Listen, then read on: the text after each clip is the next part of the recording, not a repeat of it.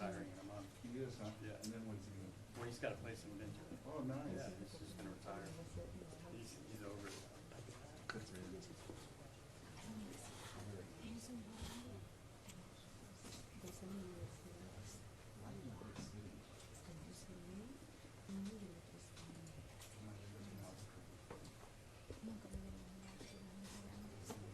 Get a lot of land there for,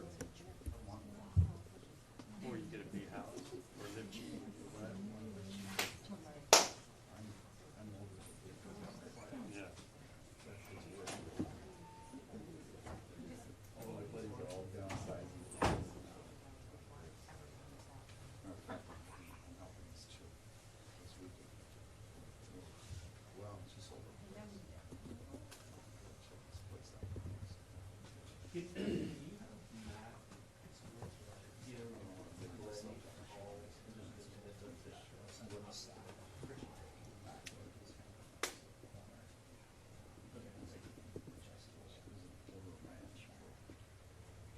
Where are you living now?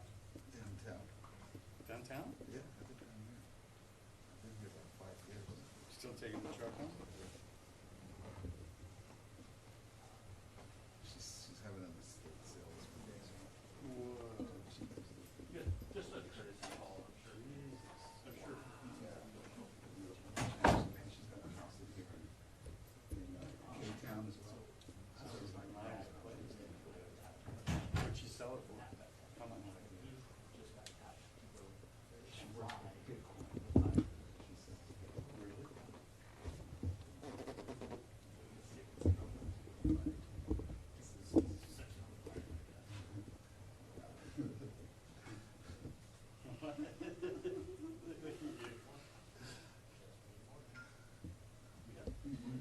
You're the craziest fucking story.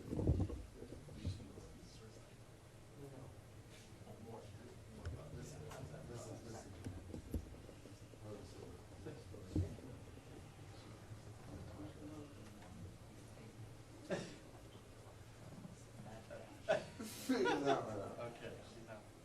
No, she is.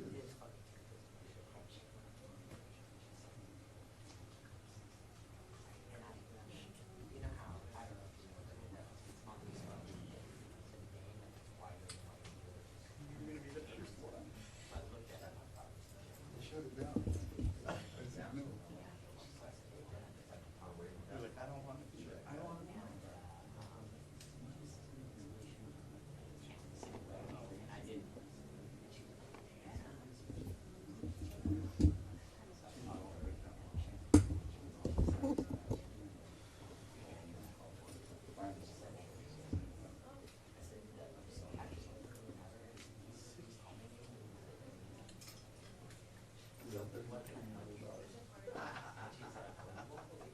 I said, run out and buy me again. How's that possible? That's what I said. How can you swing that? She explained to me. So good. We're still playing tomorrow. You're not gonna. I might. I can if I want to. That is.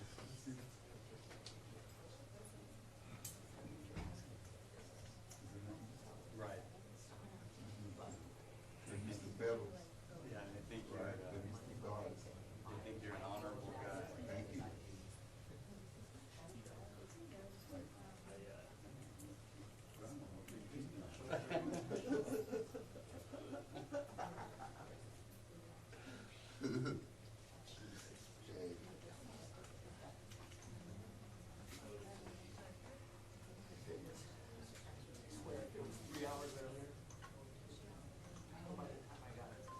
I'm glad you're having fun, you know?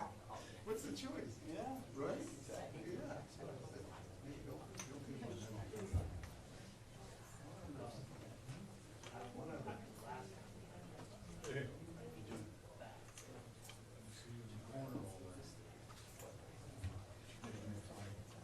I can smell it. You know, sleep like fire. It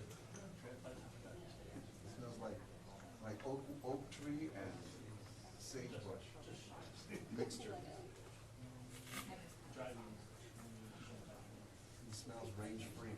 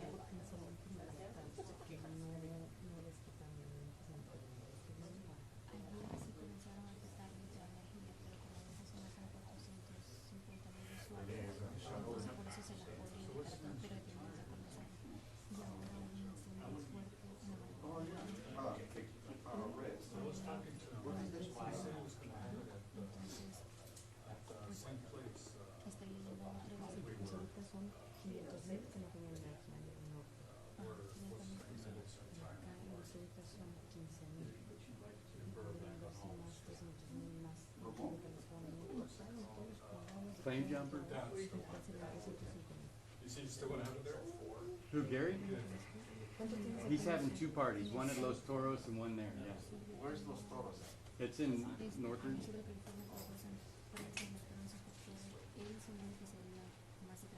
And the other one on Burbank is in a couple of weeks. Los Toros is November 22nd. Oh, okay. And then the other one? Probably a little after that. Oh, okay.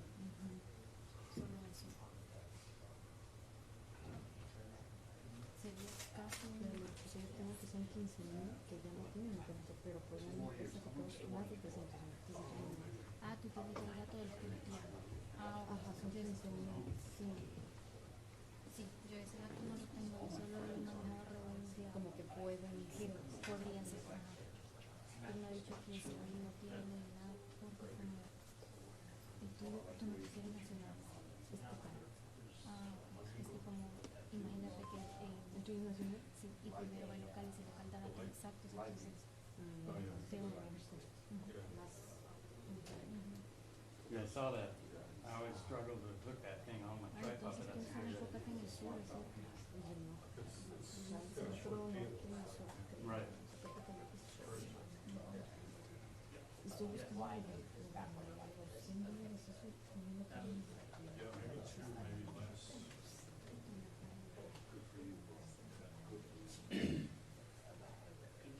Entonces vas a meterlo en ese ya mañana. Sí, pero de eso no me San Bernardino. Fishing with a shotgun. Pero ustedes tienen imágenes. Go fishing Estamos as buscando well. en Twitter porque nosotros no tenemos. Do something, find Pero something sí to do. tenemos Oh, yeah. What I think I'm gonna do is, I want you to find a church opposite me. So this is going, a lot of churches that have a lot of, probably religious.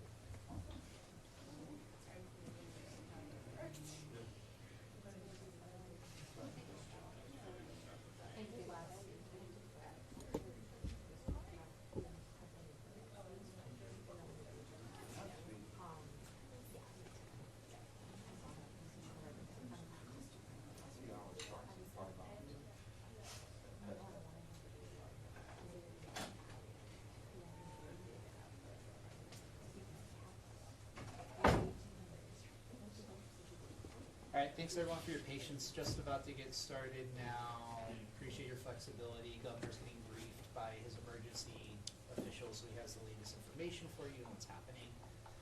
He'll talk, we'll take questions after, and then the first responder folks will make available if you want pull asides afterwards too.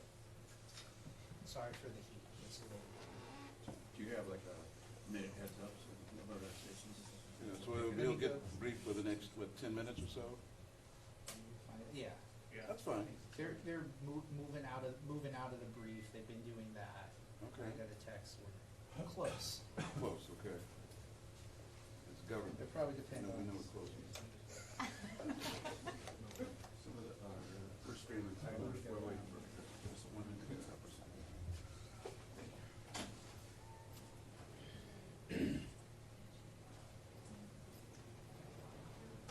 Hey, brother, we're getting close, they said. All right, thank you, sir, appreciate it.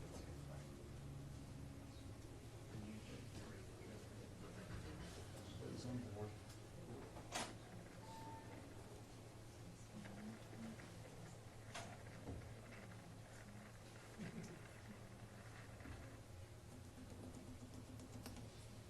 Last night's game was pretty. Yeah, well, they blew it out. They blew it out. I want Nationals to win. Nah, Houston's good, huh? Thought so. All right, 1 minute out. 1 minute out. Sure. I just do what the people tell me. There appear to be movement and action. Okay. 1 minute. Diligent servant of my colleagues in the press.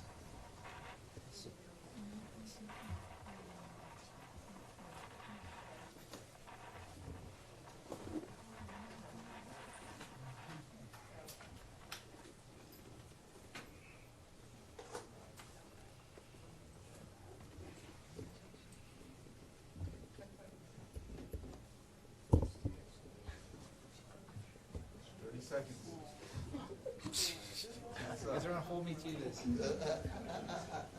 We're gonna count you down, bro. Yeah, I got your 10-second countdown. Tough market here now. 5 seconds.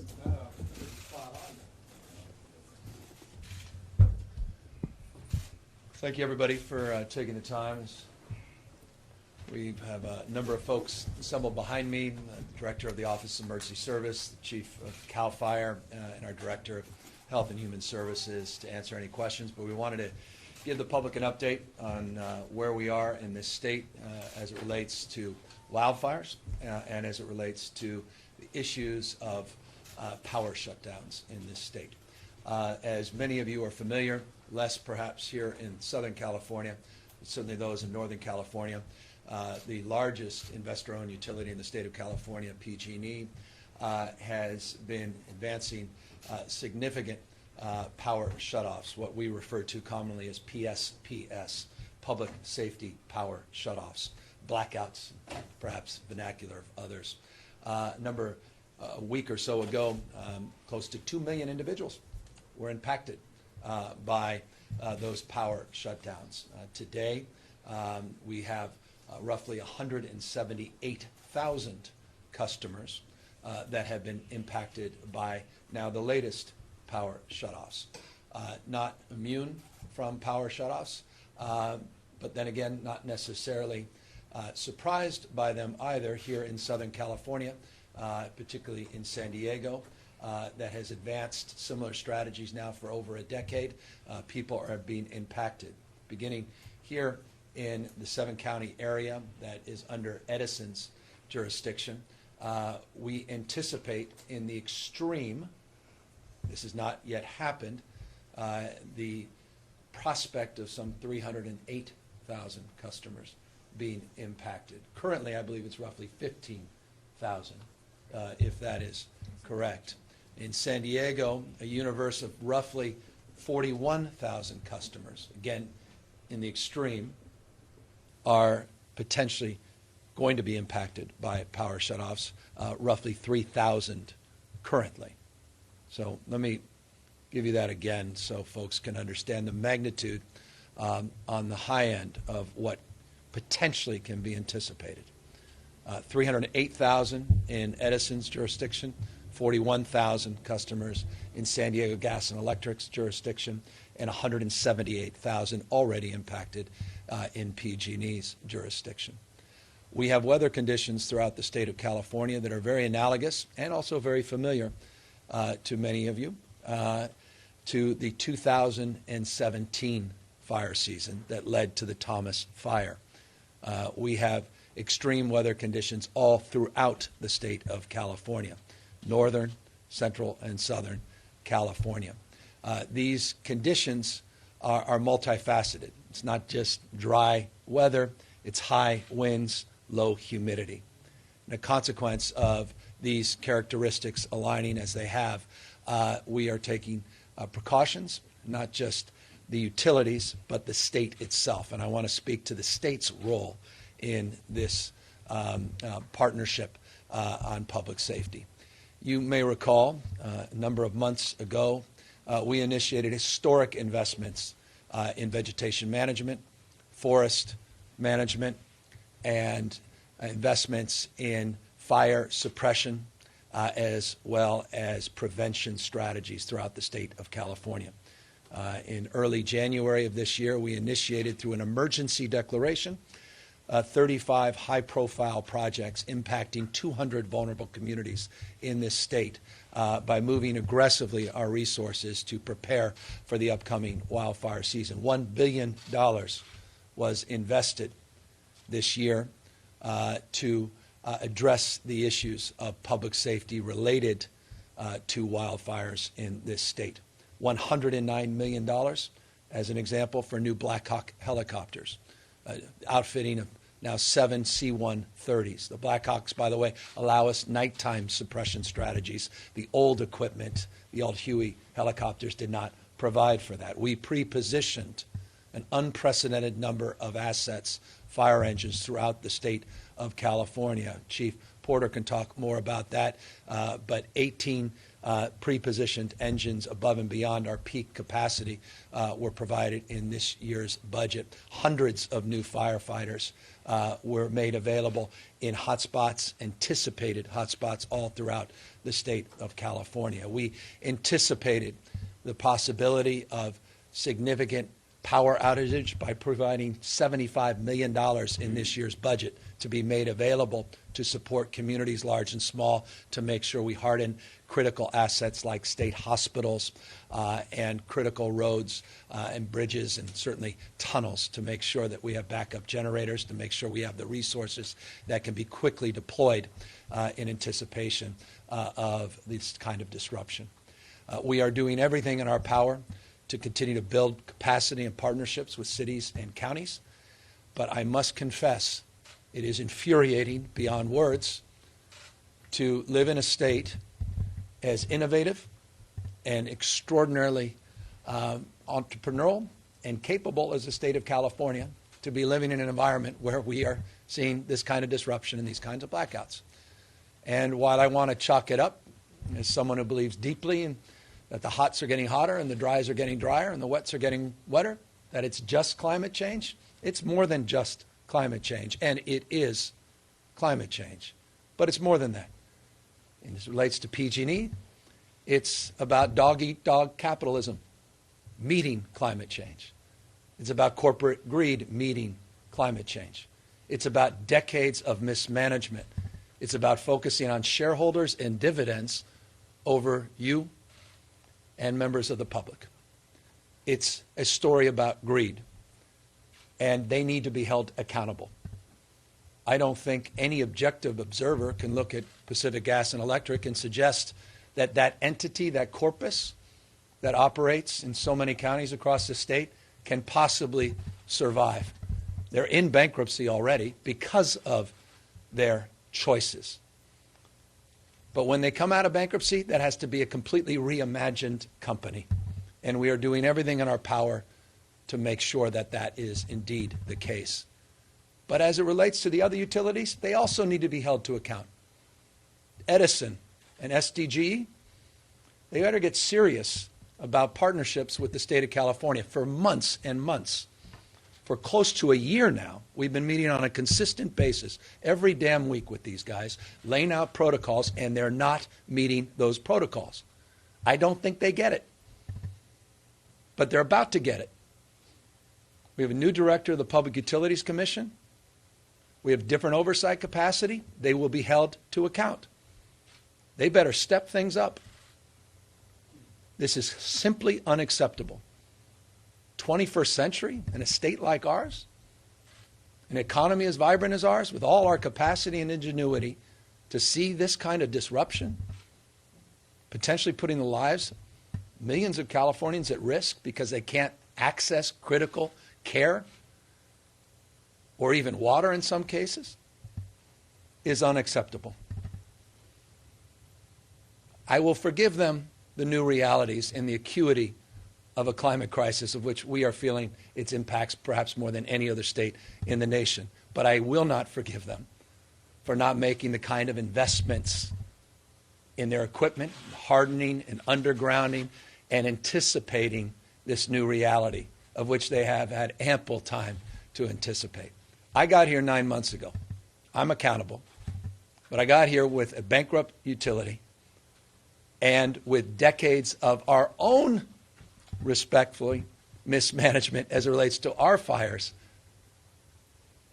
and our inability to address vegetation management and forest management over the course of decades as well. We are doing everything in our power. I can assure you, the public, while accountable, we are also doing everything in our power to move through this process and to get us out on the other side more vibrant, more strong, more reliable, more safe, and, yes, more affordable. We have your back, and we're doing everything in our capacity to advance our policies and our principles and our values and get through this peak period of our fire season. We have survived relatively well this year compared to previous years. but we are by no stretch of the imagination done with this season. As we move into November, you may recall last November, the Woolsey fire and the Camp Fire. And it is incumbent upon us not to run the proverbial 90-yard dash this year. Let's get through this fire season, and we will reassess where we are and where we are going. But I assure you that, well, folks will be held accountable, the IOUs, and we will do everything in our power to double down on all of our efforts, of which have been historic to date, but are still inadequate to meet the needs of 40 million people that deserve and demand more. We hear you, and we recognize our responsibility to do more and do better at the same time. So that's my long-winded, forgive me, opening statement, but I wanted to lay out a framework. And I want to now introduce the Director of the Office of Emergency Services, who can talk perhaps a little bit more about the San Bernardino fire and our response and what's happening up at the Kincaid fire in Geyserville in Northern California, and perhaps lay the groundwork for the kind of mutual aid and other emergency response that we have set out. Perhaps, Mark, you could talk a little bit more about National Guard resources that we have made available, the CHP resources that we have made available for infrared support so we can get this electricity back on, and then provide a little bit more about the totality of our pre-positioning and response. Thanks. Okay, great. Thanks, Governor. Good morning. Mark Ghilarducci, the Director of the Governor's Office of Emergency Services. First, I'd like to just provide a quick update on the substantial work that is now underway by the state, building on the Governor's comments on his direction, and our preparation for the dangerous fire weather that we are seeing statewide, and what we're doing to manage the consequences of the utilities' decision to turn the power off over the large swaths of area throughout the state. Our first priority, though, is and foremost always remains doing whatever is necessary as a state to protect lives and ensure that our communities are safe, and that is continuing to be job one. As a result of the statewide fire conditions, and in an effort to respond adequately to these widespread outages, the Governor has activated the State Operations Center in Sacramento, as well as our regional emergency operations centers throughout the state. And we have called in agencies from across state government to embed them in the State Operations Center to proactively respond to emergencies that may arise as a result of the fire conditions, as well as any downstream impacts from the power shutoffs as they occur. OES is also, as the Governor mentioned, pre-positioned fire assets. These are fire strike teams and helicopters and dispatchers from OES and from local government throughout the state, ready to respond quickly. They're strategically placed for any new wildfire starts that may occur in these elevated conditions.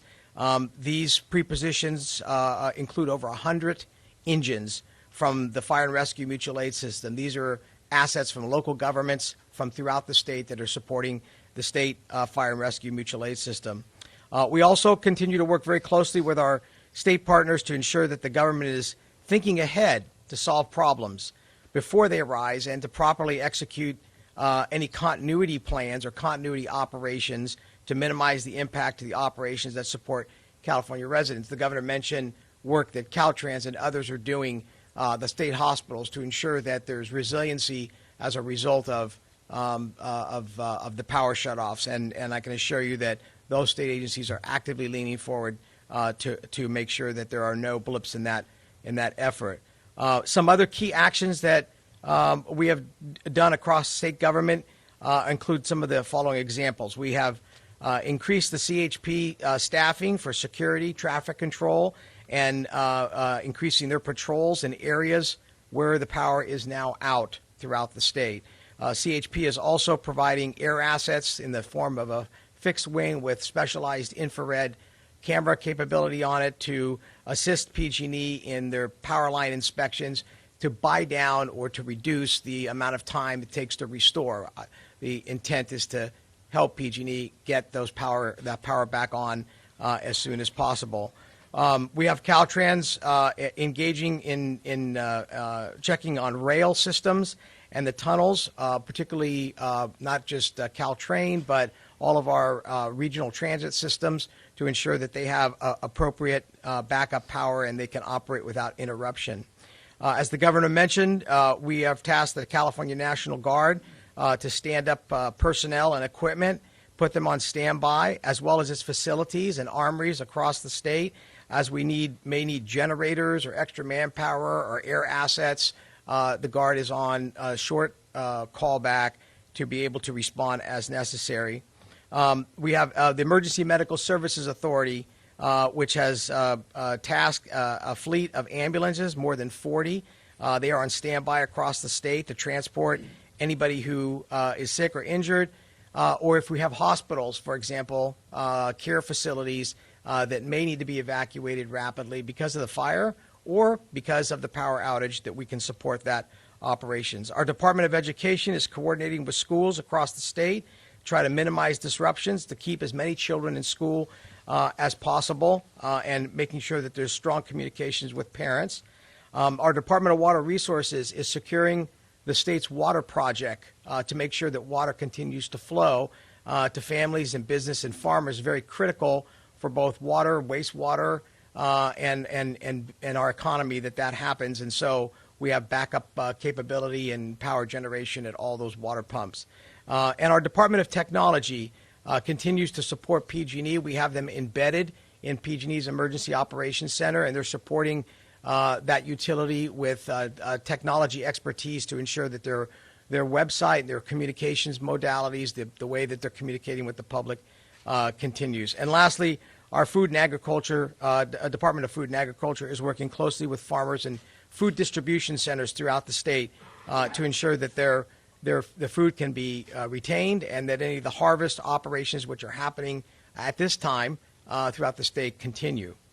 CalOES continues to coordinate closely with all these agencies, as well as with local law enforcement throughout the state and community leaders to provide that support that's necessary, make sure that these communities have all of what's necessary for public safety, or in the event that evacuations are necessary, to support that.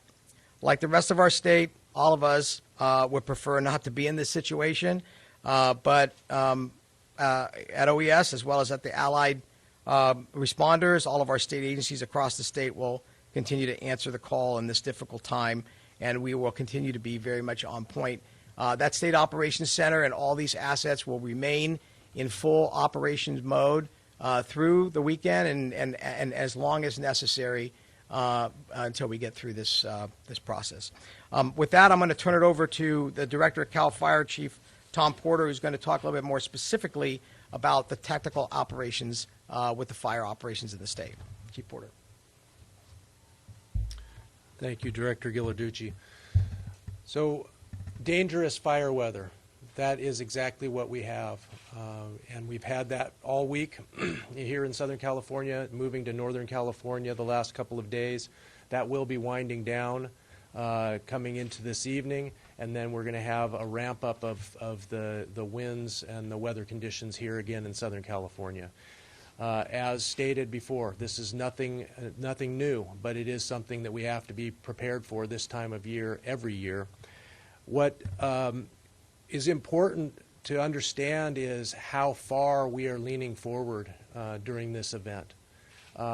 Director Ghilarducci mentioned over 100 pre-positioned fire engines on the local government side. Those are immediately available to the state when we have wildland fires that we need to attack. In addition to peak staffing that CAL FIRE is remaining in, thanks to the governor's extension of our peak season, we would have laid off firefighters on Monday in a normal scenario. We did not do that. We have extended our season. We have all of our firefighters, fourth firefighter on a third of our engines, all things that Governor Newsom has added to our state firefighting resources on the state responsibility side. So that's over 200 engines that are on today that wouldn't have been under normal circumstances, that are immediately available to fighting these fires. Come to last night. Last night, after it got dark, 9 o'clock, a little bit later, we had the fire start, the Kincaid. Burned very quickly through light, flashy fuels under wind-driven conditions. We had 15 engines that were pre-positioned from local government through OES that CAL FIRE were able to dispatch to that fire. Those engines, along with the CAL FIRE resources, have helped to keep this fire to as limiting and damage that it has been thus far. We have a long way to go. That fire is currently 10,000 acres, 0% contained.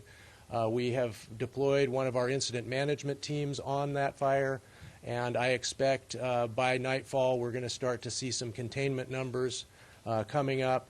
Still a lot of challenge there. 600 homes were evacuated, 200 additional precautionary, and we know that there is some damage up there. We are looking into that as well. Come south to the old water fire here in San Bernardino County. 75 acres. That fire didn't have quite the winds on it that the Kincaid did, but it had very dry conditions that have been persistent over the week and a little bit of wind, and it could have been a lot worse, but it is pretty well knocked down. That is a local government fire. That one also, 10 engines that were pre-positioned in the area immediately went to that fire, along with state and federal resources to make sure that we kept that as small as we've been able to. We will continue to fight every single fire aggressively and meet our initial attack goal, which is 95% of all fires out at 10 acres or less. And we've been doing that consistently through the last PSP event a couple of weeks ago. There were over 1,300 fires that we responded to, and only a handful grew to sizes that the rest of us heard about in the media. So far, in the last 3 days, 600 plus fires. We have 2 that I'm talking about today. We are very successful at keeping fires small. Certain conditions make it very difficult to do so. The additional resources and capabilities that the governor has given us are helping us to meet that goal every day, and CAL FIRE will continue to do so on behalf of the state, but also in conjunction with all of our mutual aid partners. Thank you. I don't think there's a fire department in the country better equipped, more skilled than CAL FIRE, and no Office of Emergency Service that is more prepared and professional than the Office of Emergency Service. I'm very proud of these guys and the work they do every day. I made this point the other day up in Northern California. I want to make it here in Southern California. To the men and women that are working at Edison and SGGE, please be respectful. We had some incidences up in Northern California against the men and women working at Pacific Gas and Electric. They're doing their best to keep you safe. Please respect their work. They did not create these problems. They're working hard every single day, and it's just incumbent upon us to advance civility at a time when people rightfully are frustrated and angry and fearful. But I just want to maintain that level of decency, particularly to those line workers that are doing what they can. So with that, we're happy to answer any questions. You said there were some protocols. Yes, sir. You said there were some protocols that SEE and SE and G&E had not upheld. What are those protocols? I'll let Mark speak to those specifically, since he's been in these weekly meetings now for many, many months. I sent a letter today to the board chairs and to the CEOs of the 3 respected, the largest investor-owned utilities in the state of California, laying out exactly what we expect as it relates to communication, notification, as it relates to collaboration, not just at the state level, but the local level. Those protocols have not been met. As I said in the letter, the only thing consistent about the protocols is their inconsistency and meeting and matching the expectations and the written word agreement. With that, I'll let Mark talk a little bit more specifically about what those look like. Thanks, Governor. So to the governor's point on consistent protocols, what we had come to an agreement on with each of the utilities is that they would make notifications to the State Warning Center 72, 48, and 24 hours out. The idea behind these particular timeframes is designed to allow the maximum ability for local government and the public to prepare for when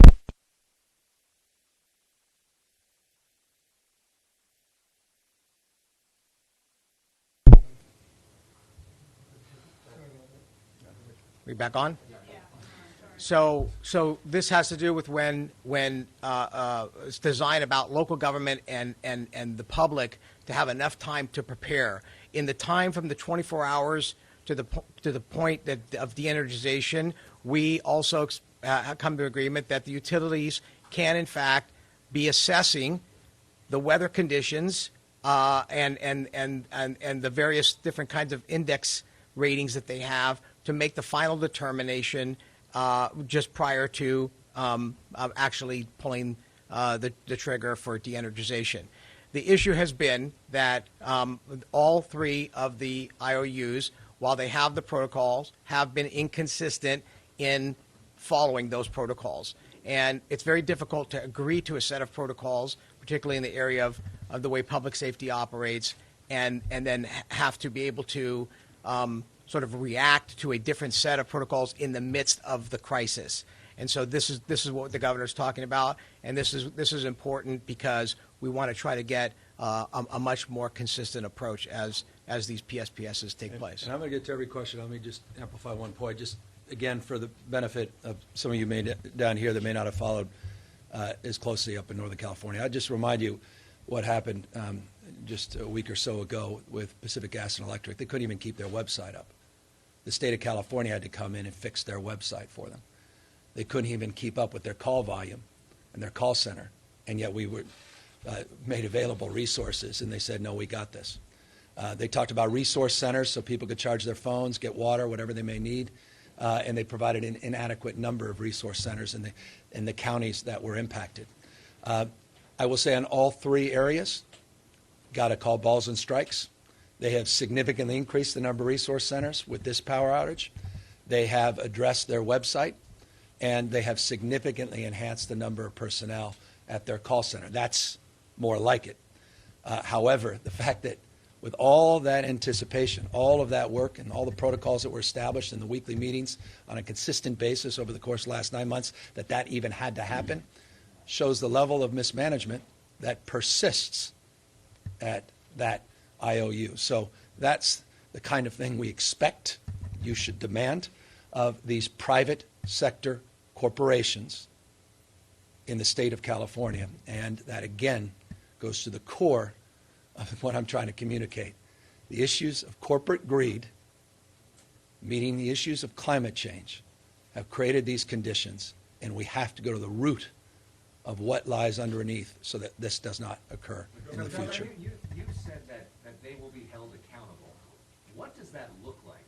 And what's the long-term solution here? Does this mean complete public power? Held accountable through the Public Utilities Commission. I have a new chair of the Public Utilities Commission as we speak. She's up in Redding, California, doing public hearings last week. She was very pointed in terms of her expectation of accountability, transparency. We are assessing costs associated with these blackouts. I encourage people, especially businesses, but also individuals that have been impacted by losses, to assess those losses. And we have demanded that PG&E, and I expect the same, the other IOUs, consider reimbursements, and to the extent they don't, the PUC has the authority and capacity to demand more. So the Public Utilities Commission is uniquely positioned to enhance their compliance, to magnify their accountability to the extent that they do not comply.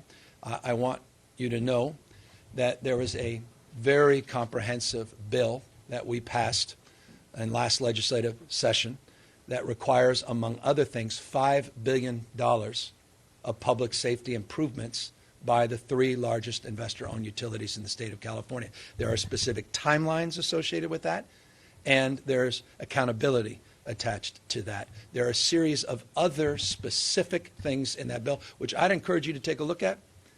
that go to the core of the second part of your question. How do we secure that this doesn't happen in the future? And we laid out a strategy and a pathway to secure a brighter future, a more sustainable, safety-oriented future that focuses on reliability and affordability. So in that framework, you will see the answer in detail, in prescriptive terms to your question. But just a quick follow-up. Is there any indication of utility equipment involvement in contained fire? And what do you say to the public after power has been cut off in that very area and yet a major fire? Yeah, it hasn't been assessed yet. They'll do that investigation. Again, this fire occurred less than 24 hours ago. Important proof point of the frame of your question. I'll remind you that the Camp Fire in Northern California, Butte County, that where we lost 85 plus lives, they had peak winds at 60, 65 miles an hour the night before the fire. PG&E chose not to de-energize. Had they chosen to de-energize, likely those lives would not have been lost, and the historic damage may not, it's hypothetical, have occurred.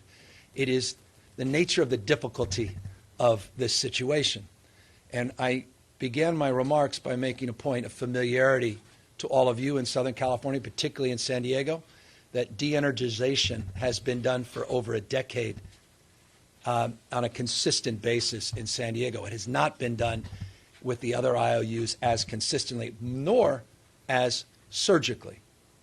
And the difference between that investor-owned utility and the one in the Northern California is the scale and scope and the lack of surgical focus on isolating those cutoffs versus the scale of the cutoffs in Northern California. A best practice, not just in this state, but across the country in how to approach this can be found at San Diego Gas and Electric, but that does not make them immune from inconsistencies in an adequate response to the moment we're in today. Can I get the chief from CAL FIRE or Cal OES, Mark, to talk about specifically for the Southern California region, the idea of how much we have as far as pre-deployed resources, where they might be, a little bit more specific? You want to go first? Go ahead. I'm sorry. That's all right. I'm happy to answer. That's all right. I don't have a uniform on, so it may not be as impressive. We're one team, one fight. Yeah, exactly. So in the southern part of the state, we have, and I neglected to say this previously, we also have added 5 very large air tankers statewide. 3 of those, are in Southern California currently, even with the fires going on up north. But what we've done is we've staffed up every piece of rolling equipment that we have. Engines, water tenders, bulldozers, everything is covered and everything is available to go to fires. So that's on the state side. Additionally, and Mark will cover the local government side, but we do have a map here that explains some of this. You can see on the map the large black dots, that's the local government. The rest of the area is covered by the very regional numbers that you can see in the balloon outs. Those are the CAL FIRE resources in the regional and then the local government. And we are very well positioned under the current circumstances to attack fires and keep them small. The difficulty is when the wrong fire starts with the right kind of conditions, which we have now in the wrong spot, it's very, very hard to control those, and sometimes the aircraft can't get to them and keep them small. Although 2 days ago, we knocked down 10 fires with aircraft and got our people on the ground to put lines around them before the winds blew them out here in Southern California. Mark, anything you want to apply? Yeah, let me just give you a quick rundown. In Southern California, in what we call OES Mutual Aid Region 1, which is Los Angeles County, we've got 2 Type 1 strike teams. That's 5 engines per strike team assigned to the Agoura Hills and Santa Clarita area, as well as we upstaffed 2 dispatchers to support an additional call volume that may come in. Santa Barbara County, we have a Type 3, which is a wildland strike team. That's 5 engines. They're staged in the central Santa Barbara area, as well as one task force. That's 4 Type 3 engines staged in Buellton, as well as we upstaffed a helicopter and a dispatcher in that area. In Ventura County, we have 1 Type 3 strike team, that's 5 engines, staged at Camarillo, and 1 Type 1 hand crew. Those are the hardworking folks that cut line, staged in Oxnard. We upstaffed 1 dispatcher. In Orange County, we have 1 OES strike team of 5 engines, staged in Yorba Linda, 1 Type 3 strike team, 5 engines, staged in Buena Park, 1 hand crew, staged in Irvine, and we upstaffed 1 dispatcher.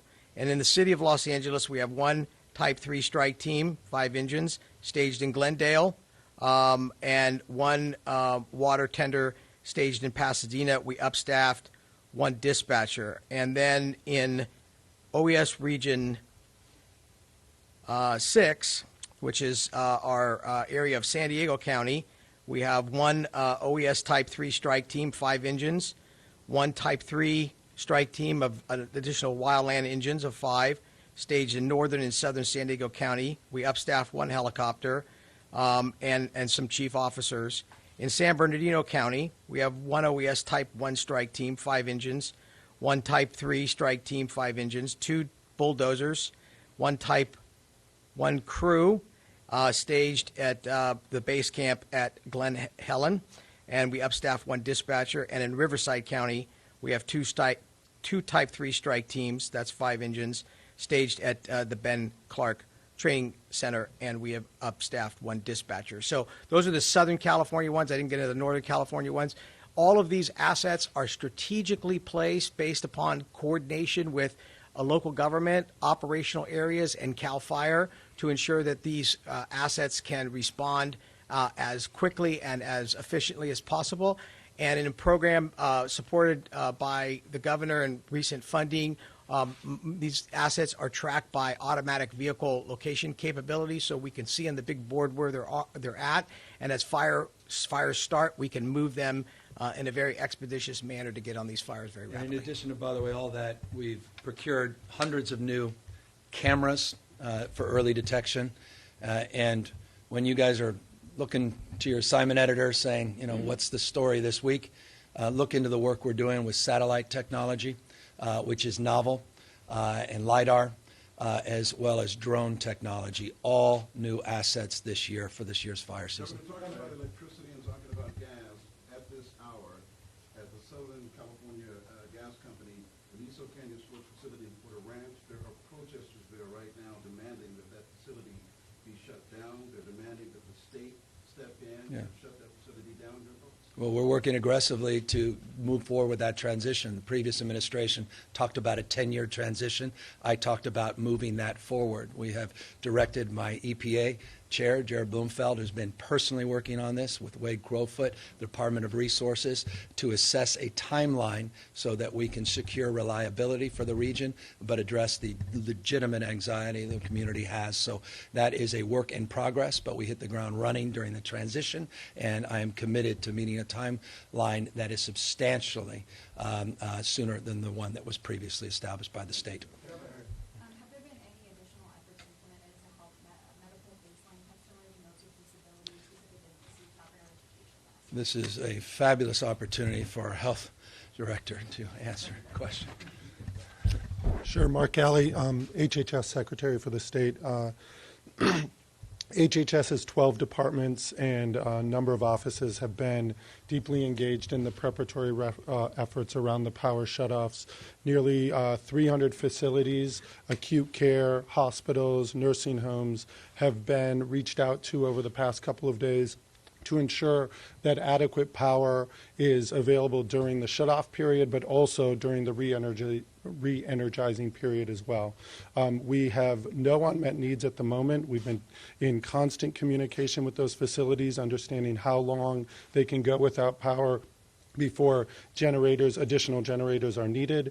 And this is, in a way, even more proactive than we were 2 weeks ago during the Northern California shutoffs. In the way of supporting folks who have clear needs. We have been in contact with our labor partners and a number of folks who are tasked with in-home support services to ensure that they are reaching out to consumers and others that they support. We're urging all neighbors who know somebody who has medical needs, who have disabilities, who are frail and potentially or who are elderly, who may need water, power to charge up durable medical equipment, to go check on your neighbor. This is a great time. We hear about one team, one fight at the state. This is also an important aspect of caring for our communities. So we are working with those that the state employs to do that work, but we urge all neighbors to check on one another and make sure that if they need to be evacuated, that they take medications and durable medical equipment with them. We have a number of teams throughout the state that are there, prepared 40 ambulance strike teams, 20 in the north, 20 in the south, who are ready and available to transport people either out of facilities or out of their homes who have emergencies or needs that are being unmet, so that those clinical needs are well taken care of. We are also well prepared and understand that these events create anxiety and stress for a number of people. The governor talked eloquently about how nobody wants to be in this situation, but we are prepared with a number of hotline numbers, both state and federal, to support people through this anxiety-provoking phase. So talking about that, though, Yeah. Do you believe that the utility companies are giving, and particularly those residents who depend on power for their medical needs, are the utility companies giving them ample notice to prepare? Because we know that some people have been put at serious risk, their health. So I'm not prepared to speak to what the utilities companies are doing themselves on that front. As far as health and human services, when we have a couple of key databases for people either on Medicare or in Medicaid who have durable medical equipment needs, who have high medical needs, and we have been able to proactively identify those in certain de-energized areas and give them notice that we will need to stay assessing their needs and supporting them if in the event that they need to be transported out of their current living environment so that they can safely and adequately use any medical equipment that is life-saving and critical to their lives. Reports that there was one person who died because their breathing apparatus was interrupted when the power was shut off. They couldn't get the help they needed fast enough, and they passed away. Those stories are heartbreaking. Yeah, they are indeed heartbreaking, and we continue at the governor's direction to increase our ability to identify those folks and make those notifications. We are I know that particular case that you're describing is being currently investigated, and hopefully we can continue to increase our own ground game across the state to ensure that events like that don't take place again. And Mark, just maybe you can amplify the protocols, and this goes back to the protocols and the engagement. And there's been some improvements from broad engagement to now more targeted engagement at the city and county level to assess the unique needs within each city and county, not the aggregate needs of all of the counties, but maybe you can amplify some of that. Yeah, sure. Thank you. To be clear, the case you're talking about, just before I get to that, was in El Dorado County, and the coroner did determine that the cause of death was not related to the power shutoff. So I know there's been some misinformation on that, and I want to make sure that you know, and you can look that up to confirm that. With regards to medical baseline, By the way, that's not to suggest the premise of your question is not spot on. Yeah. Don't get me wrong. I was just going to say that the whole topic of medical baseline continues to be a challenge with the utilities in their ability to have a granular situational awareness of that particular customer base. Historically, the way the system works is that people can register as a medical baseline customer by checking a box. It gives an indication that to the utility that there's a person with some sort of a medical condition there, but the utility does not know what the medical condition is. And so we have been working with utilities to try to further engage and find a way to be able to reach out to each one of those respective individuals to determine what their specific need is. The utilities have been focusing on preparedness messages to say you should be prepared in the event that the power goes out. You should have backup power. And the reality is many of these folks don't have resources to do that or have the ability to do that. And so part of that is we have been working with local government and the utilities to try to identify those folks and have local government reach out to their citizens. And for those individuals that need additional assistance, if they need emergency power or support, there are programs that we have encouraged the utilities to provide those individuals. And of course, if the individuals get to the point, we want them to have partnerships with family or friends or neighbors. If that does not work, then obviously 911 is the way that we want to get to those folks.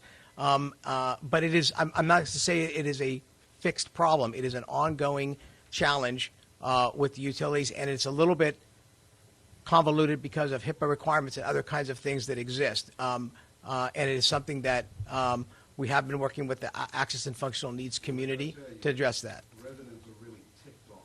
They're about as pissed off as the government. Yes, I'm aware of it. That these utilities should have had stuff like this in place years ago, prepared for events like this, and so we'd be ahead of the game. So that remains an issue. Governor, 100%. And now I own this. I get it. It's on me to make sure this doesn't happen again. I say I'm not making any damn excuses, but it's not a 9-year administration. And we're hit the ground running. It wasn't but more than 24 hours after I got sworn in that we were out up in Placer County doing some vegetation management work. I pulled the damn National Guard off that political duty at the border and brought them up to start doing the work. I mean, I wish we had been at this for decades. I wish, PG&E didn't exist as a corpus as it exists today. All this stuff doesn't matter to anybody. What they want is this fixed, and they want accountability, and they want us to be forthright, and they want us to be honest about this, and that is my job, and that's why I want to make myself available on a consistent basis so we can talk through these issues. And to follow up on that, the Woolsey Fire After Action report just came out yesterday, and one of the things they said was that mutual aid was stretched thin at that point in time. We had the campfire, we had other things. You said that we've got more pre-positioned, there's been more budgeted. Are we prepared that we won't see that same sort of stretch happen this time if we see similar situations? Well, I mean, you can never make that claim. I mean, because they're always the extremes are such that was I don't want to say without precedent, but that was one of the most acute moments in California's history. That said, we didn't have the resources that we have today, so we're a hell of a lot more prepared this year for that kind of circumstance. But there's no question in my mind, and this is a preview of January's budget, that we have a lot more work to do, and we have to make a substantial increase in these investments. So it is the top priority. Public safety is the top priority, and so that will be reflected in January's budget. And by the way, that budget is being put together as we speak, and it has to be locked in by the first week of December.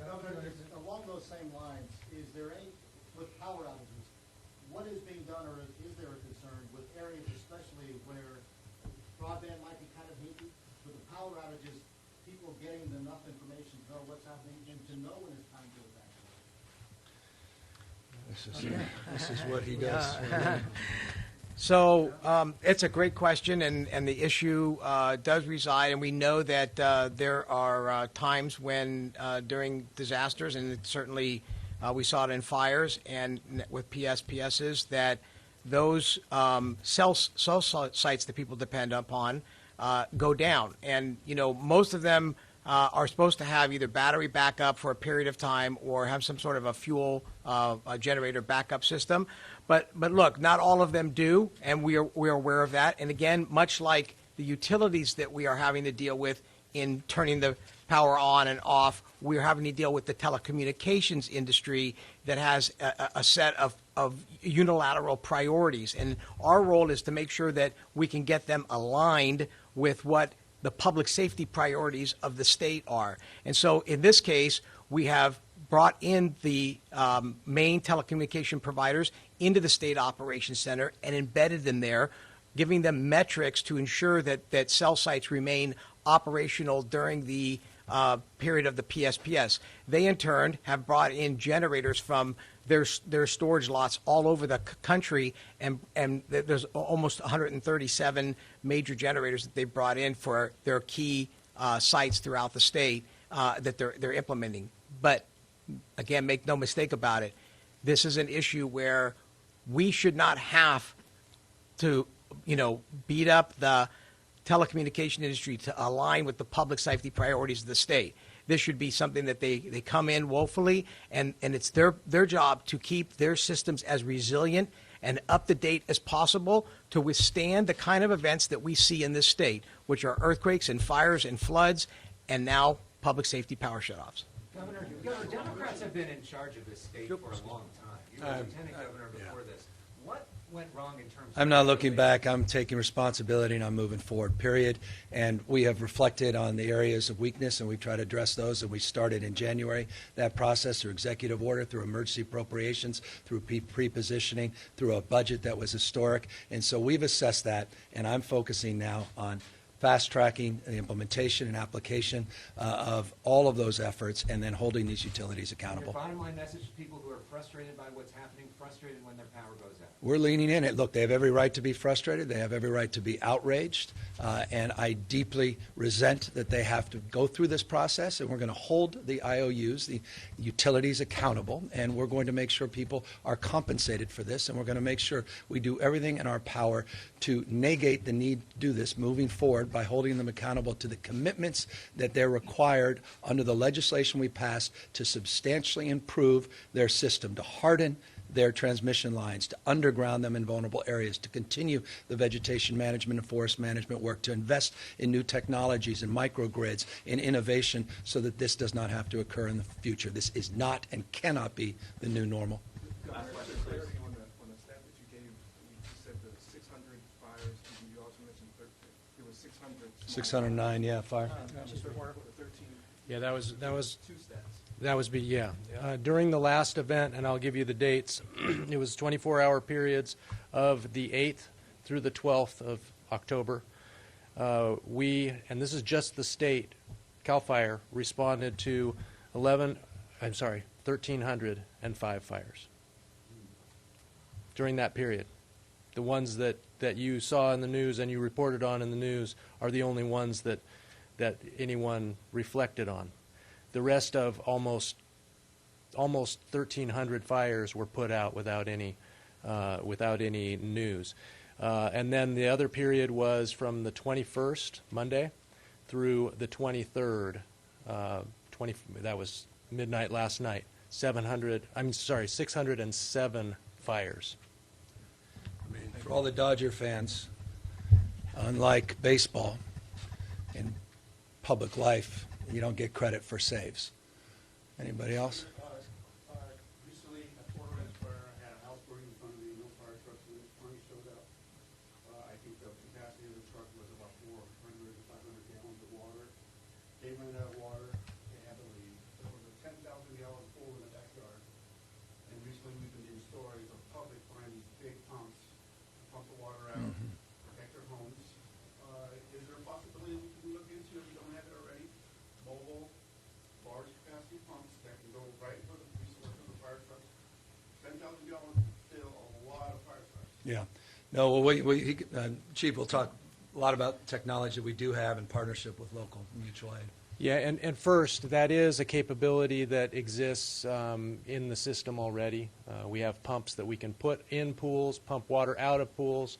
We also have the ability, if you can get an engine up close, you can draft water out to fill an engine. That is a difficult process when you're in a going firefight. And what we do in a going firefight is we use as little water as possible, and we keep moving with the fire. Sometimes that means a fire that starts in a structure is not going to get put out, unfortunately. However, we do have that capability, and we will continue to invest in those capabilities.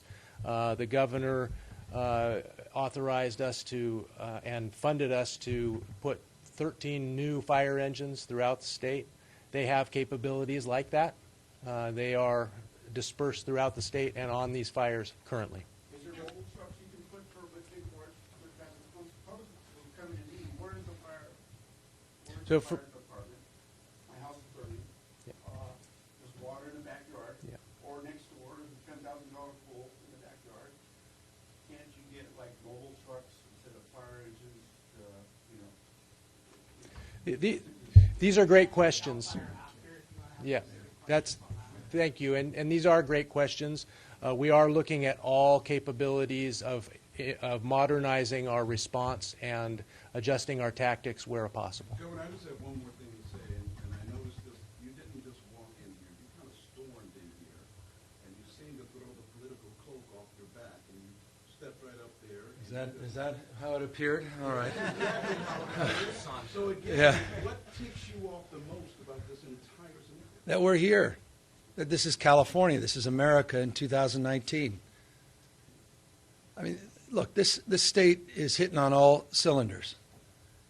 We just enjoyed our lowest unemployment rate in recorded history, 115 consecutive months of net job creation, unprecedented surpluses, paying down pension obligations, GDP growth, which is the envy of the nation. There's an enormous amount good and right about this state. But the idea in this state of innovation, where the future happens first, where innovation runs through our veins, that we have investor-owned utilities, some of the largest in the world, not just in the United States, that can't keep the damn lights on, that's just fundamentally unacceptable. And people should be outraged by that. And I feel that outrage intensely. And you know what? No one cares about my outrage. They want me to fix it. And I get that. And and if I could, I'd throw a magic wand in the air, and we would modernize 100,000 miles of transmission lines tomorrow. And we'd call it a day.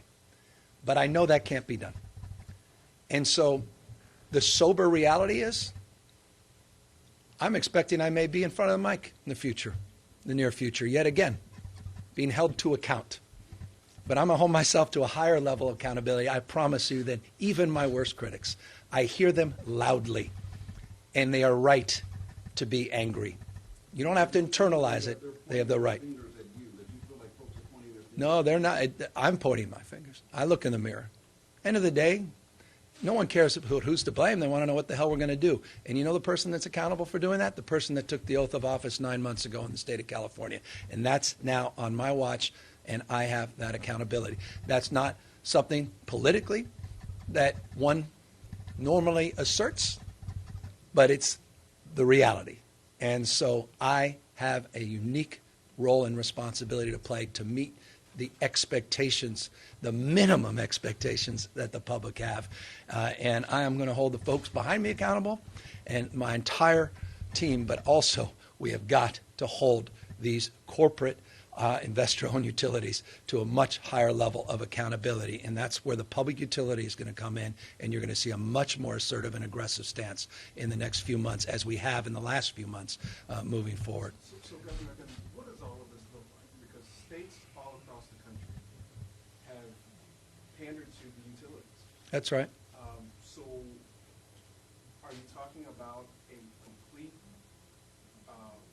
restructuring of how we get our power? Or, I mean, because this has been consistent in all 50 states. Yeah, no, New York's experiencing power shutoffs as well. We have to assess all of that, and the nature of how these investor-owned utilities exist and how they are quasi-monopolies within their jurisdictions. The size and scope and scale of these public utilities, or rather investor-owned utilities. The advent of new community choice aggregation, new municipal players in this market, new technologies and microgrids that I referenced a moment ago allow for a different conversation than the one we've had in the past. So it's a combination of all these factors. The perversity of bankruptcy is it provides an opportunity to address these issues in a much more dynamic way. And our goal, stated goal, legislative goal, with a lot of conditions, incentives and disincentives attached, is by June 30th of next year to get the largest investor-owned utility out of bankruptcy, to secure stronger bond status for the other two investor-owned utilities so that they have easier access of money so they can make their commensurate investments. So we stabilize that infrastructure.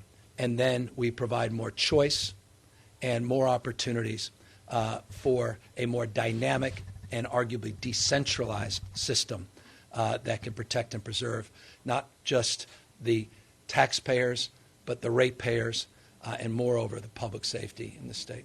Some people were saying that PG&E is using that June 30th deadline to keep wildfire claimants out of the bankruptcy. Well, they have to look. They're not going to get out of bankruptcy unless they settle those cases, and they better focus on that quickly. They also aren't going to get out of bankruptcy unless they submit to the requirements under our legislation on public safety improvements, billions and billions of dollars of investments, and we want to see demonstrable examples of those projects being complete. They have a series of responsibilities and requirements that we laid out.